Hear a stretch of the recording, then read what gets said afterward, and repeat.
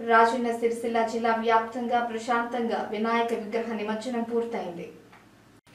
రాజన్న సిరిసిల్ల జిల్లా వ్యాప్తంగా ఎలాంటి అవాంఛనీయ ఘటనలు జరగకుండా వినాయక నిమజ్జనాలు పూర్తి కావడంతో పోలీసు శాఖతో పాటు మున్సిపల్ యంత్రాంగం ఊపిరి పీల్చుకుంది. నిరంతరం సీసీ కెమెరాలు, డ్రోన్ కెమెరాలతో నిఘా చేపట్టి పోలీస్ బందోబస్తు మధ్య ప్రశాంతంగా జరగడంతో సిబ్బందిని, అధికారులను జిల్లా ఎస్పీ మహేష్ బిగితే అభినందించారు. ఈ సందర్భంగా మంటపాల నిర్వాహకులతో పాటు ప్రజలను అభినందించారు.